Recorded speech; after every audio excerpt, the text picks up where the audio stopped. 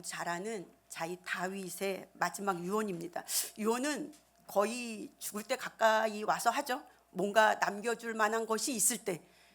다윗은 왕이었습니다. 오늘 본문을 보면 이새의 아들 다윗이 말한다. 다윗의 족보는 유다 지파 이새의 아들이었습니다. 여러분, 유다 지파는 이스라엘의 역사에서 가장 많은 인구를 가지고 있고 가장 많은 능력을 가진 자들이 아마 유다 지파에 있었던 것 같습니다. 그리고 유다 지파는 전쟁에 참여해서도 정말 큰 전승을 거두는 용사들이 많은 지파입니다. 그 중에서도 또 이새는 베들레헴에 살아가고 있었는데 그 중에서 또 유지였습니다. 유력한 집안의 아들입니다. 다윗은 대단한 가문을 가지고 있었다는 얘기입니다. 그리고 또 높이 일으켜 세움을 받은 용사. 다윗은 비록 성경에 의하면 키는 작고 그렇지만 얼굴은 미소년 같은, 아마 제 생각에는 목소리도 좀 여자같이 간들지 않았을까 하는 생각이 듭니다. 그런데 전쟁에 나가면 승리를 하곤 했어요. 그가 용사로서 많은 사람들에게 일컬음을 받았습니다. 한번 말씀을 보겠습니다. 사무엘상 말씀입니다. 함께 읽어보겠습니다. 안 나왔나요?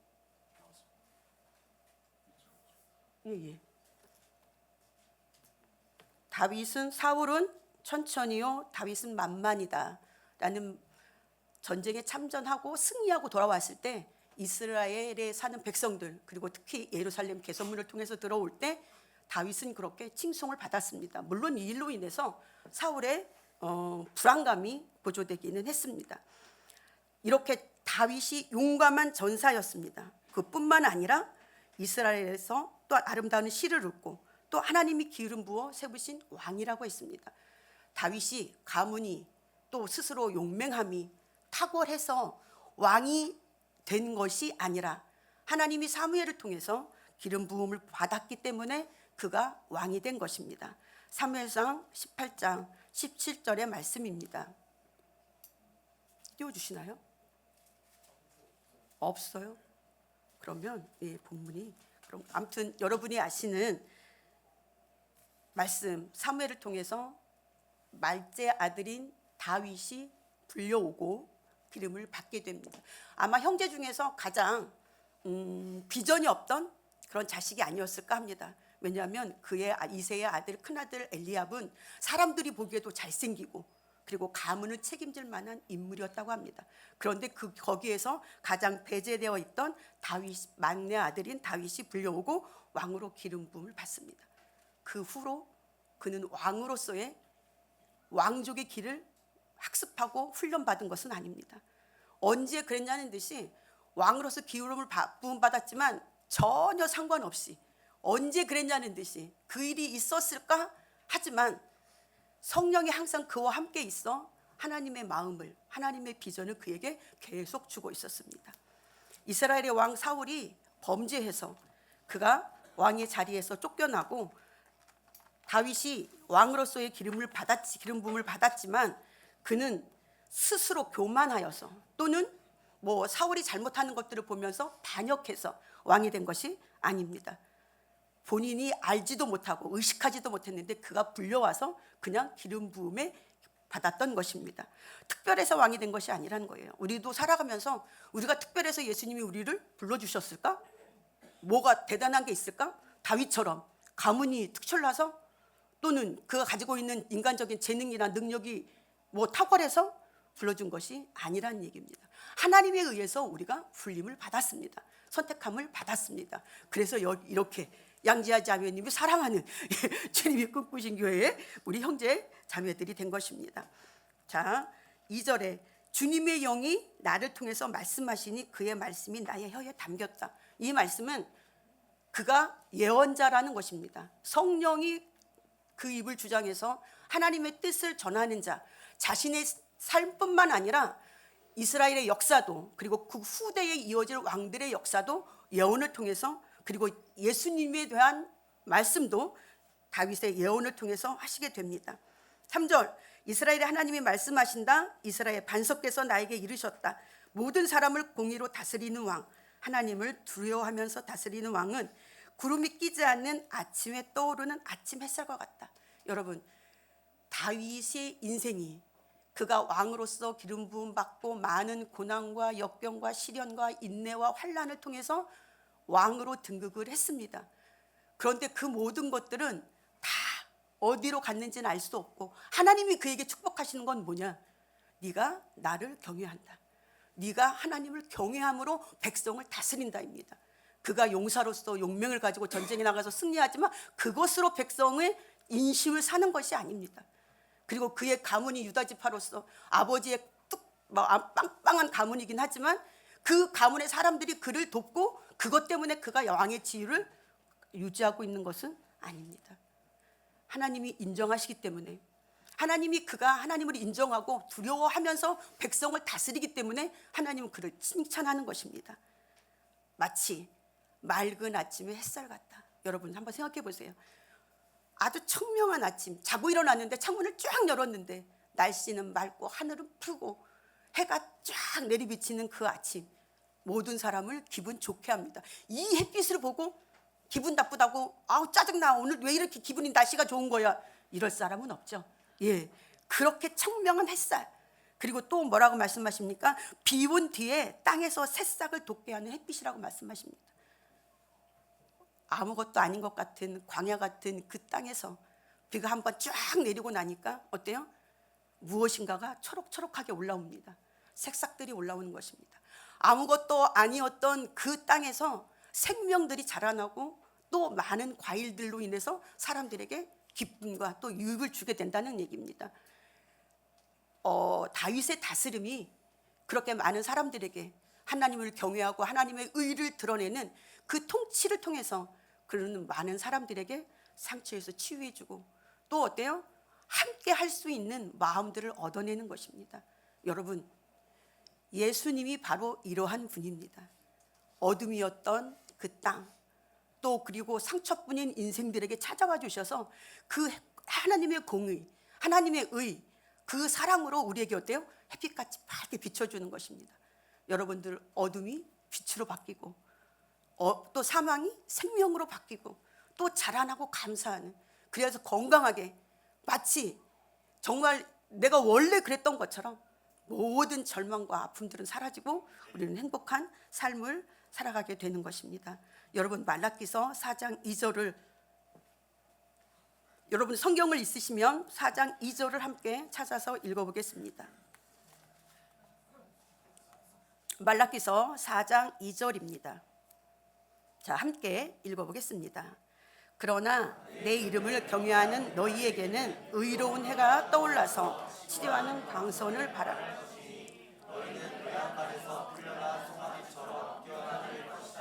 아멘. 맞아요. 그냥 햇빛이 그냥 비치는 빛만 있는 것이 아니라 그 햇빛 속에는 사람을 살리는 무엇인가를 새롭게 시작하게 하는 소망의 빛이라는 얘기입니다. 그래서 하나님의 의로, 이것은 뭐 그냥 비 온 뒤에 누구에게나 주는 그런 것이 아니에요. 하나님을 제대로 섬기고 하나님의 의를 우리의 삶을 통해서 드러낼 때 하나님이 우리에게 주시는 능력입니다.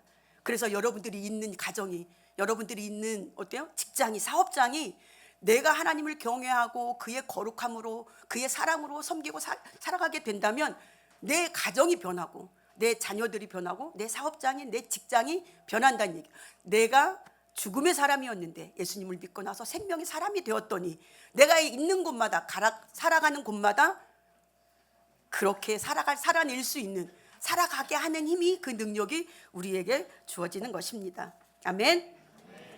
하나님을 경외하는 모든 우리, 이게 쉬운 일은 아닙니다. 왜냐하면 우리에게는 쓴뿌리가 있기 때문에, 그 쓴뿌리가 우리를 절망스럽게 하기 때문에 이렇게 끝까지 사람을 살리는 사람에게까지 가는 것이 쉬운 일은 아닙니다.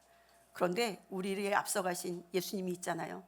예, 예수님도 이 쓴뿌리 많은 이 죽음의 땅인 이 인간의 삶에 직접 모셔서 그 모든 것들을 경험하셨습니다. 우리가 기도할 때에 그분은 모든 것을 아십니다. 우리가 끝까지 저 바닥까지 내 모든 것을 긁어 다 드러내지 않아도 그분은 어떡해요 라고 말하는 순간 제가 무슨 말을 하려고 하는지를 압니다.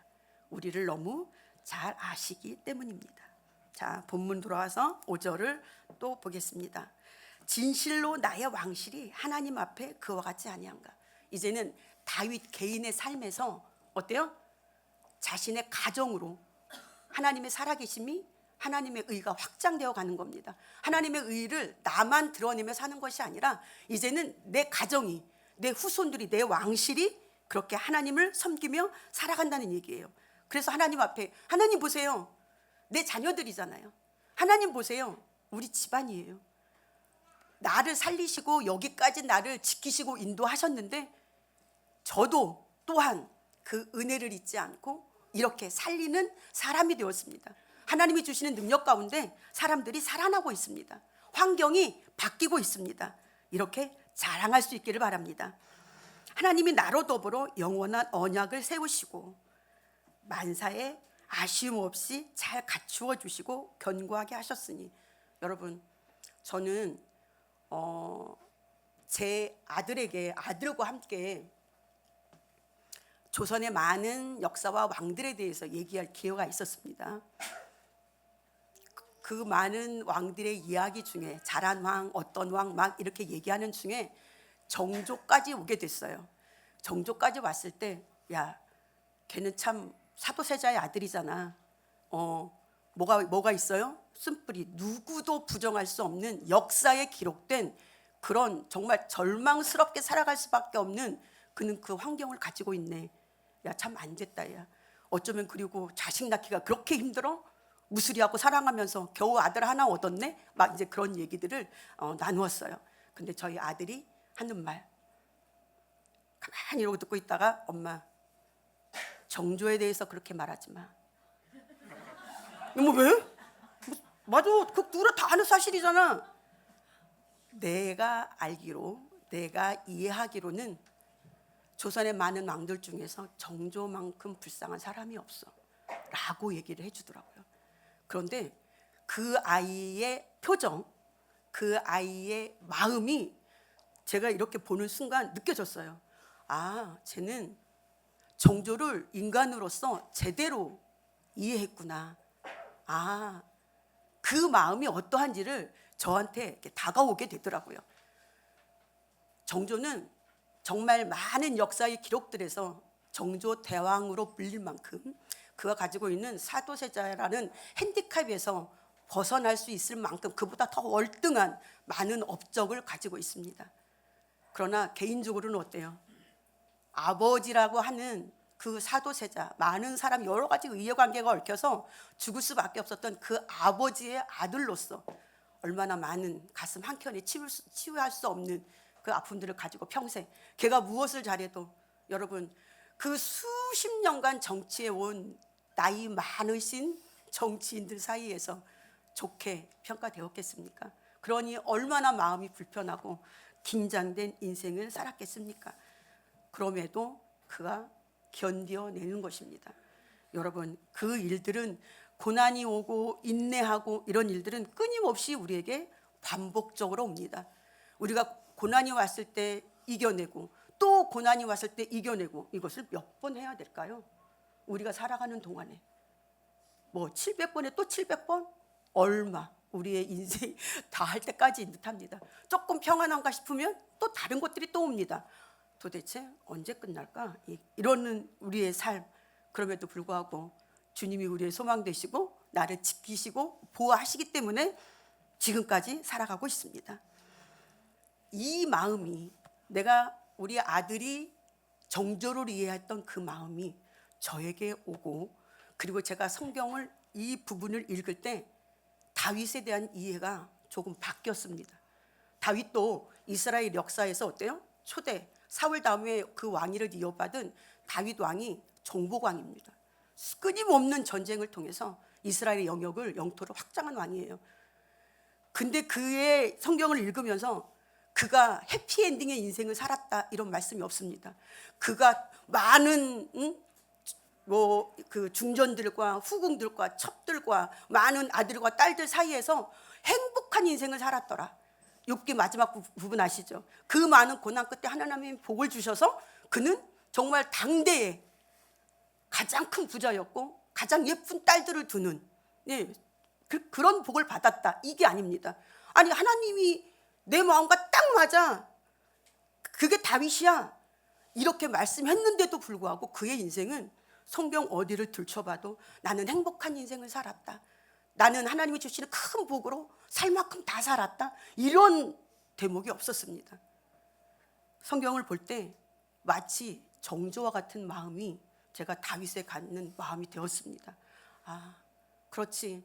그렇게 출중한 가문에서 가장 영향력이 없는 내가 왕이 됐지. 나는 공부도 많이, 여러분들 다윗이 공부 많이 했을 것 같으세요? 가문을 책임질 자리가 아닌데 늘 그렇게 자기의 부족함들을 깨닫고 살았을 겁니다. 하나님이 왕으로 세워서 왕이 됐지. 그러면 자기의 꿈이 그 기름 부은 뒤로 고난을 당할 때마다, 사울에게 쫓겨당할 때마다, 거짓 대적과 함께 살 때마다 나는 왕으로 기름 부음 받았어. 난 조금 있으면 이제 왕이 될 거야. 가만 안 둘 거야 니들. 이렇게 하지 않았습니다. 내가 왕이 돼서 무엇을 하겠다는 단 한 대목도 나오지 않습니다. 왜냐하면 그때 당시 그 상황에서 걔가 왕으로 등극을 할까? 이것도 힘든 일이지만 왕으로 기름 부음 받은 사울도 어때요? 하나님 말씀에 순종하지 않을 때 그는 배척당했습니다. 하나님이 그를 버렸습니다. 그 일이 또 자신에게도 일어나지 않을까? 그는 늘 긴장했습니다. 하나님이 세우셨지. 이게 하나님의 뜻이야 라고 했지만 이것이 자기의 핸디캡과 부족함들이 있을 때, 그리고 하나님이 하신 일들을 바라볼 때 나에게 이 일이 진짜 영원히 끝까지 이 복이 나한테 온단 말이야? 라는 것은 확신할 수 없었습니다.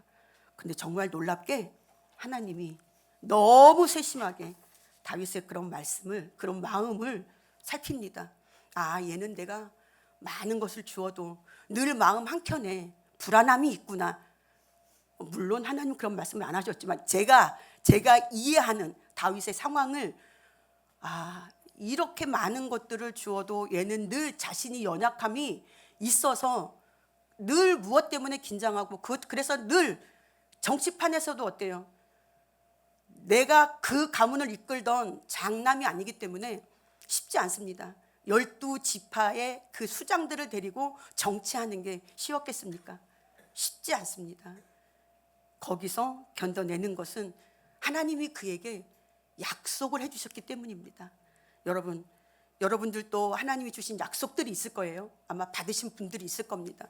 그런데 그 약속들이 어떻게 잘 이행이 되고 있습니까? 쉽게 하나님이 약속했다고 해서 그 약속이 쉽게 나한테 다가오지 않을 때도 있습니다. 그리고 사람들이 소망, 희망, 기대 이러면 그것이 하나님이 주었는지, 내가 그렇게 하고 싶다, 내가 그렇게 갖고 싶다, 내가 그렇게 살고 싶다고 해서 갖는 막연한 기대인지는 알 수 없습니다. 그러면 이것이 하나님이 주신 소망인지 또 반드시 이루어질 일인지는 내 성령으로 인해서 내 마음에 부은 바 된 것이어야 하는 것입니다. 여러분, 도대체 다윗에게 하나님이 어떻게 약속을 해 주셨을까요? 사무엘하 7장에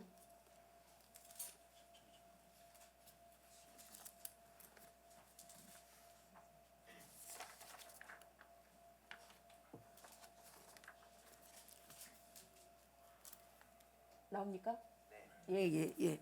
사무엘하 7장에는 다윗이 나는 하나님에게 뭘 드리지? 이제 다윗이 왕국이 건설이 되고 다윗성으로 옮겨서 살아갈 때 하나님의 회막, 텐트는 어때요? 전쟁 때마다 옮겨가고 무엇을 하고, 이게 늘 우리도 그렇잖아요. 나는 대궐 같은 집에 사는데 우리 주님이 꿈꾸신 교회는 이렇게 늘 월세를 내고 어느 날 갑자기 이 의자를 다 접었다가 다 피고, 그렇게 작고 이렇게 초라할 것 같은 이 성전에서 예배를 드리고 밥은 또 저희 가서 먹고, 저는 너무 불편했습니다. 너무 작고 협소해서 이거 어떡하지? 제가 치마를 입고 정장을 입고 주일을 그 전에 다니던 교회에서 사역자이기 때문에 항상 이렇게 마이를 입고 치마를 입어요. 여기선 치마를 입을 수가 없습니다. 그리고 좋은 옷도 불편합니다. 신발도 힐을 신고 올 필요가 없어요. 그냥 편한 신발 신고 와서 빨리 일을 하고 무엇인가를 해야 됩니다. 불편합니다. 나는 고대광실에 50평짜리 집에 사는데 이 교회 왔을 때 얼마나 불편하겠습니까? 그렇죠? 예, 엄청 불편합니다. 이 마음이 우리 교회가 좀 더 커졌으면 좋겠다. 이런 것 말고 다른 교회 가보니까 어때요? 예, 나무로 그냥 꽉 짜진 장의자, 또 쫙 피면 책상까지 나오는 지구촌 동백교회 같은 그런 장의자. 저 너무 놀랐어요. 아니 이렇게 좋은 의자가 있었단 말이야? 우리 교회도 그걸 바꿨으면 좋겠다. 그랬습니다. 다윗이 아마 그랬을 거예요. 자기가 이제 왕으로서 등극하고 예루살렘 성에서 왕궁에서 사는데 하나님이 계시는 거하시는 그 텐트 그 회막이 마음에 걸렸습니다. 보잘것없는 것 같아서 하나님이 나를 이렇게 축복하시고 이렇게 높여주셨는데 하나님은 왜 그렇게 초라한 곳에 거하실까? 내가 성전을 좀 지을까? 라는 마음. 그래서 곁에 있는 나단 선지자에게 하나님한테 한번 말해보세요 하고 했더니 하나님이 다윗의 그 마음을 너무도 예쁘게 보십니다. 무엇을 해드리기도 전인데 그 마음 갖는 것만 해도 그에게 복을 주시는 거예요. 그리고 그의 연약한 마음 한켠에 있었던 긴장감이나 부담감이나 이런 상처들이 다 완전히 상쇄될 수 있는 그런 약속을 주십니다. 자, 함께 띄워주시고 12절 함께 읽겠습니다. 시작. 너의 승리가 다해서 내가 너의 조상들과 함께 붙이면 내가 내 몸에서 나올 자식을 후계자로 세워서 그의 나라를 튼튼하게 하겠다. 아멘. 예. 내가 사울은 버렸어. 그런데 네가 아무리 잘못해도 난 이제 너는 안 버려. 물론 사울도 내가 기름 부어서 왕으로 세웠지. 너도 기름 부어 왕으로 세웠지. 그런데 사울은 내가 잘못해서 버릴 수 있어. 미안한데 정말 난 너를 사랑하고 너를 버리지 않아. 네가 잘못해도 난 네 후손들에게 이 왕국을, 이스라엘 이 왕국을, 내가 택한 왕국을 또 물려줄 거야. 걱정하지 마. 이렇게 약속하시는 것입니다. 자, 다음 절 또 한번 읽겠습니다.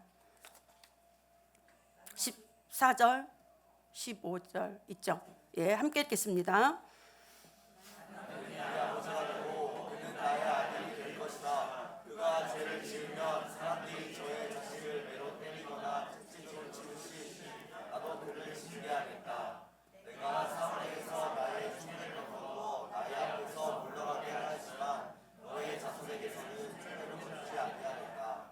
아멘. 맞습니다. 그러면 하나님, 내가 살아있을 때는요, 하나님이 나를 택하시고 기름 부어서 여기까지 복을 주셨는데, 그러면 내 자식들은, 내가 죽은 뒤에 내 자식들이 하나님을 또 버리면 어떡하죠? 하나님 말씀에 순종하지 않으면 어떡하죠? 여러분, 지금 하나님을 섬기고 있는 우리들의 마음이 아닌가요? 내 자식이 정말 하나님 안에서 잘 살고 좋은 배우자 만나고 뭐 특별하게 위대하게 살지 않는다 하여도 하나님의 품 안에서 떠나지 않고 살았으면 좋겠는데, 하나님을 섬기면서 그렇게 이렇게 즐겁고 이렇게 예배 공동체와 함께 살았으면 좋겠는데, 내가 그렇게 어릴 때부터 가르쳐도 교회를 다니게 해도 이 아이들은 어느샌가 또 멀어져 가고 있는 것을 볼 때 우리 부모의 마음이 어때요? 너무도 마음이 아픕니다. 제가 정상적으로 돌아올까 하는 것입니다. 그런데 하나님이 다윗에게 약속하여 너뿐만 아니라 너희 후대까지 영원히 내가 네 씨를 통해서 이 왕국을 이루겠다고 하시는 겁니다. 그의 마음에 있는 두려움 같은 것 이제 하나님의 약속하신 그 언약으로 그 두려움 대신에 막 가슴에 새겨주신 겁니다. 그래서 다윗은 그 이후로도 엄청나게 어려운 많은 상황들을 겪습니다. 그러나 끝까지 견디고 승리할 수 있게 됩니다. 16절입니다. 16절 말씀. 예, 14절, 15절 읽었죠? 이제 마지막 16절의 말씀을 함께 읽겠습니다. 됩니까?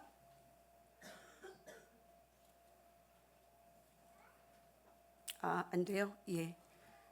영원히 네 후손들이 영원히 그 왕국이 튼튼하게 되겠다라고 약속을 해주시는 겁니다. 여러분들이 고난을 당할 때마다 참 쉽지 않아요. 이 고난의 삶들이 끊임없이 파도처럼 밀려옵니다. 언제 끝날까? 참으로 힘든 것이기도 합니다. 그런데 그 날들이 올 때에 우리가 견딜 수 있는 것은 하나님에 대한 약속입니다. 그 약속의 말씀이 우리에게 있기 때문에 견딜 수 있는 겁니다. 그러면 다윗 이후의 모든 왕들이 다 그렇게 잘 견뎌냈을까? 하나님을 잘 믿었을까? 여러분도 아시다시피 아닙니다. 결국 BC 586년에 그 고대 이스라엘 왕국은 막을 내리게 됩니다. 그리고 이스라엘 왕들을 평가하는 기준이 있을 때 그 기준은 바로 다윗입니다. 다윗의 길로 행하였다. 그러면 선한 왕으로 평가되고, 다윗의 길로 행하지 않았다. 그러면 악한 왕으로 평가되는 것입니다. 자, 그러면 이제 다윗과의 하나님의 약속은 그러면 이스라엘의 고대 이스라엘의 역사가 끝났으니까 끝난 것일까요? 아닙니다. 자, 계시록 요한계시록 22장 16절을 함께 읽겠습니다. 요한계시록 안 돼요? 예, 그러면 이거는 여러분들이 함께 찾아서 읽겠습니다. 요한계시록 맨 끝장이니까요. 요한계시록 22장 요한계시록 22장 16절 찾았나요? 예, 함께 읽겠습니다. 시작. 나 예수는 나의 천사를 너희에게 보내어 교회들에게 주는 이 모든 증언을 전하게 하였다. 나는 자손의 뿌리요 그의 자손이요 빛나는 새벽별이다. 아멘.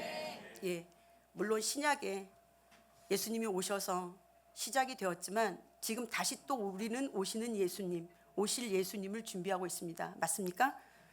예. 그러니 다윗에게 약속한 영원한 그 다윗의 왕위가 어때요? 하나님의 약속을 이루실 걸 믿죠. 예, 예수님이 말씀하십니다. 나는 알파와 오메가요, 처음이요 나중이라고 말씀하십니다. 이제나 전에나 지금 이후에도 영원히 동일한 역사로 우리의 이 세상의 모든 삶들을, 그리고 믿는 자들의 삶들을 지켜보고 계시는 것입니다. 이제 결론의 부분입니다. 결론의 말씀입니다. 여러분들 성경을 찾아도 좋습니다. 로마서 5장입니다. 로마서 5장.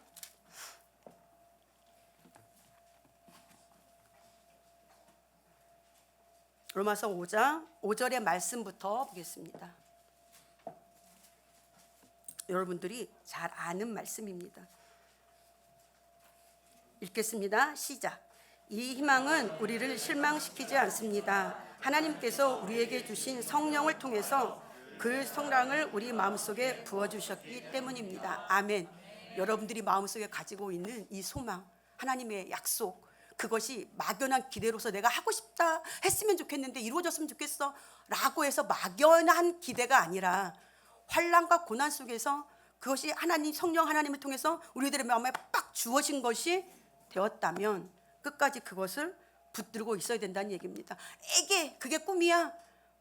딴 사람들은 뭐 대통령이 되는 게 꿈이던데, 야, 누군가는 저 외교관이 되는 게 꿈이더라. 좀 큰 꿈을 가져봐. 우리는 그렇게 얘기를 하죠. 비록 작은 꿈이라도 하나님 성령을 통해서 내 마음에 부은 것이라면, 그렇죠? 그게 가장 확신할 수 있는 것입니다. 아멘. 예, 그리고 또 3절과 4절을 함께 읽겠습니다. 시작. 그뿐만 아니라 우리는 환난을 자랑합니다. 우리가 알기로 환난은 인내를 낳고, 인내력은 단련된 인격을 낳고, 단련된 인격은 희망을 낳는 줄을 알고 있습니다. 아멘. 자, 보세요. 고난이 없을 때 우리는 참는 것, 견디는 것을 배우지 못합니다. 고난이, 어려움이 왔을 때 이것을 꾹 참는 것을 배웁니다. 그런데 막연하게 꾹 참는 것은 누구나 할 수도 있는 일입니다. 그것은 지구력 같은 거예요. 견디는 거. 운동하는 선수가 어때요? 운동할 때 계속 바벨을, 무게를 높여가죠. 지구력이 있어야 돼요. 견디는 힘이 있어야 계속 체급을 올려갈 수 있습니다. 그런데 영적인 이 일들은 단순히 지구력만 갖고 되는 게 아니에요. 참고 견디는 인내력이 있어야 되는 것입니다. 인내는 뭐냐면 어떤 목표나 목적이 있을 때 참고 견디는 걸 말해요. 지구력은 어때요? 그냥 조금씩 견뎌가면서 내 체급을 올리는 걸 말하는 거예요.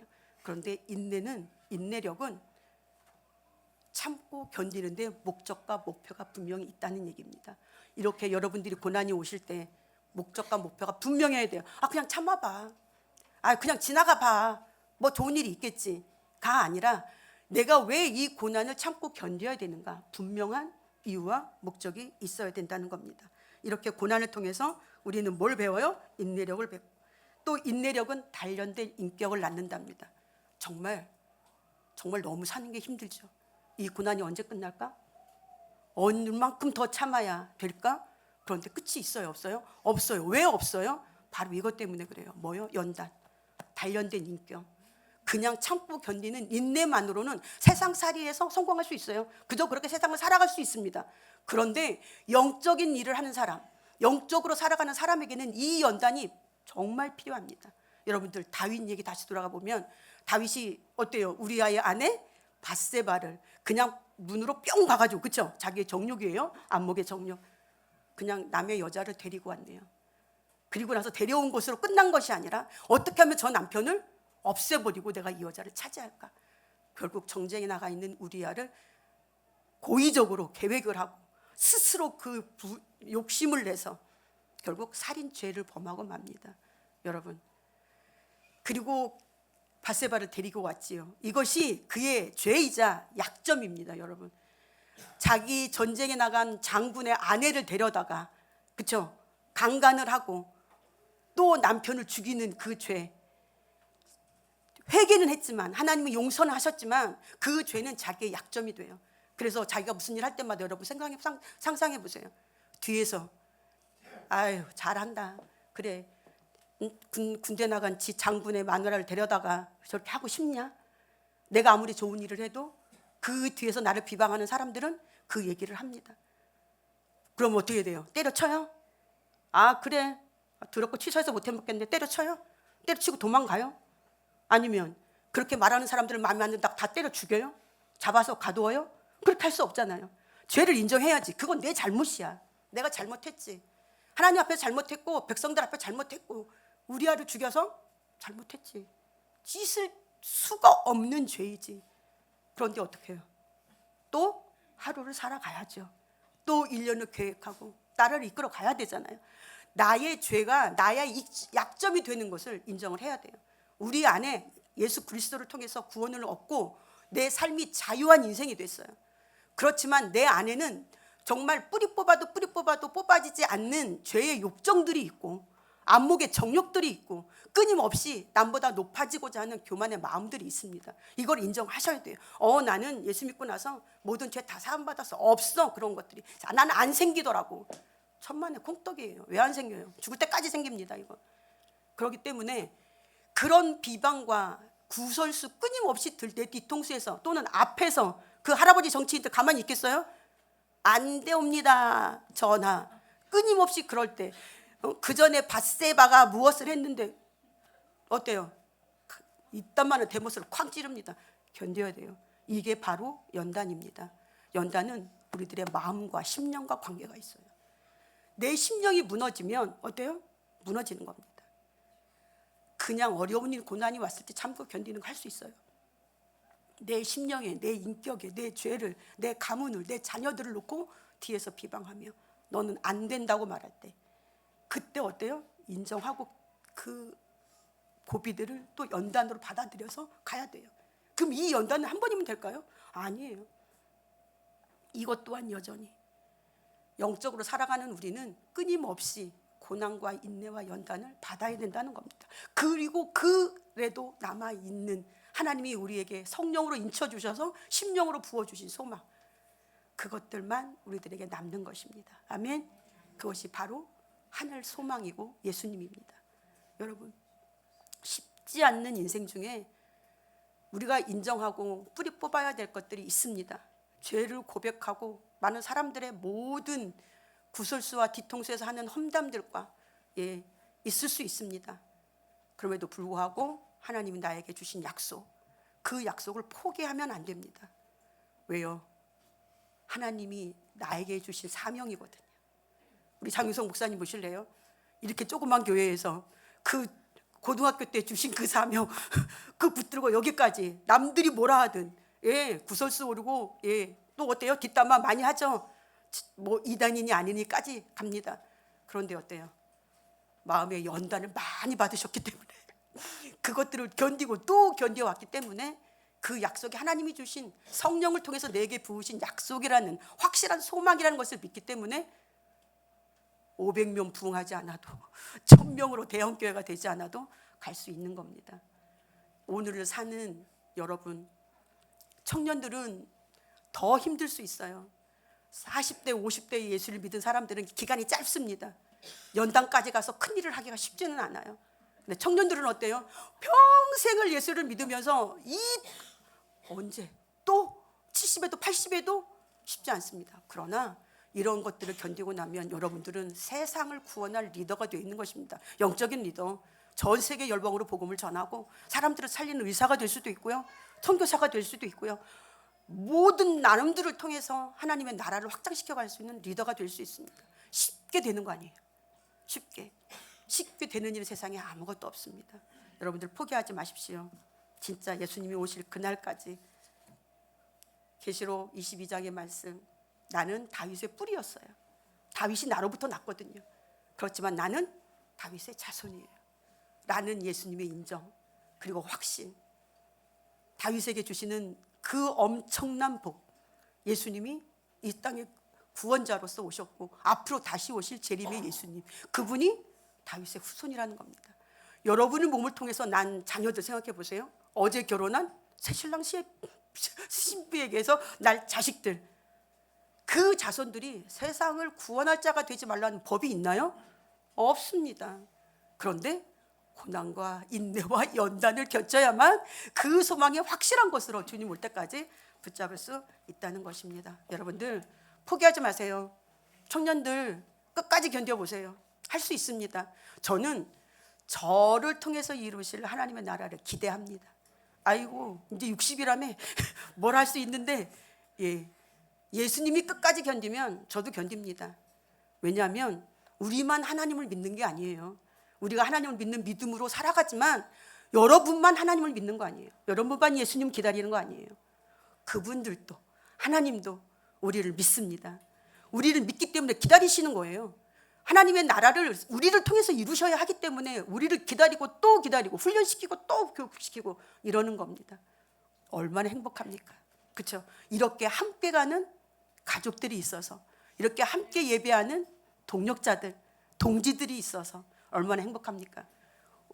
단 한 가지, 우리는 서로를 향해서는 비방하지 맙시다. 여러분, 우리 같이 가족들 외에도 외부로부터 오는 많은 고난과 험담과 구설수들이 있어요. 굳이 가족끼리 죽일 필요는 없잖아요. 그렇죠? 예, 그렇습니다. 여러분 정말 끝까지 잘 견디셔서 우리 목사님의 큰 영광 되시고, 봐라, 우리 교회가 이 같지 아니하냐, 하나님 앞에 이렇게 주님 꿈꾸신 교회가 쓰임받지 아니하냐, 자 봐라, 문미경이 제 60대에서 주님 꿈꾸신 교회 왔다, 설교 처음 하더라, 근데 봐라, 제 제법 괜찮네, 제 이 같지 아니하냐, 이런 칭찬을 받았으면 좋겠습니다. 말씀을 맺습니다. 이제 찬양하고 함께 기도하는 시간으로 주님께 영광 돌립니다. 저는 이 찬양을 목사님이 그 선교 가셔서 올려주셨을 때 너무, 저는 처음 듣는 찬양이었어요. 근데 정말 감동으로 다가왔습니다. 인내하리가 너무 많아가지고 저렇게 인내하는구나. 그래서 오늘 다윗의 본문을 정할 때 내 마음이, 다윗을 향하는 내 마음이 그렇게 편치만은 않고, 걔가 그렇게 행복하고 위대한 왕이었다 하지만 그는 그렇게 행복하고 즐거운 인생을 산 것만은 아닌 것 같고, 끝까지 인내하면서 하나님의 약속을 붙들고 가는 그것이 마치 예수를 믿고 살아가는, 예수님의 재림을 기다리는 우리들의 삶인 것 같아서 마음이 짠하고 또 감동이 왔습니다. 함께 찬양하겠습니다.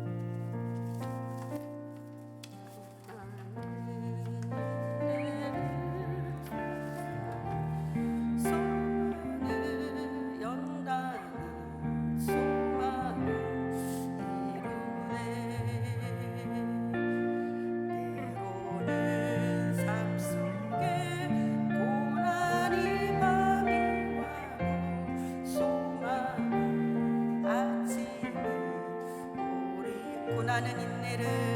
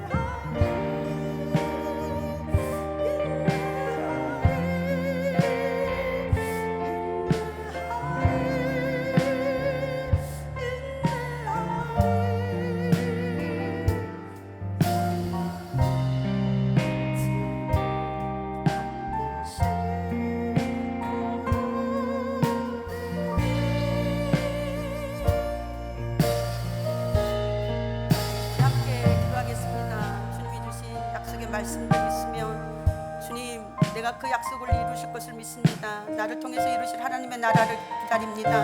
그러나 나는 부족하고 연약하오니 주님, 나를 하나님이 쓰시기에 좋은 성령의 도구로 변화시켜 주시고, 주님, 내 안에 끊임없이 일어나는 쓴뿌리들을, 이 쓴뿌리들을 뽑고 이 쓴뿌리들을 역사에 내가 지지 않도록 나를 지켜주십시오. 그리고 함께 가는 우리 주님 꿈꾸신 교회 공동체가 함께 주님 안에서 잘 지어져가는 건물처럼 아름답게 지어져가고, 하나님이 사용하시는 큰 역사에 우리가 한 페이지를 담당할 수 있는 주님 꿈꾸신 우리 공동체가 되게 해달라고 주여 주여 한 번 부르시며 기도합니다. 주여, 할렐루야. 먹고 주신 아버지, 오늘 하루도 주님이 주시는 은혜 가운데 살아가게 하시길 감사드립니다. 주님, 부족하지만 우리를 통해서 이루시는 하나님의 나라를 우리가 생각해보며 주님 끝까지 견뎌갈 수 있도록 은혜 내려 주시옵소서. 하나님 아버지, 우리 가운데 부으시는 주님의 은혜가 성령으로 인침받을 수 있는 은혜가 될 수 있도록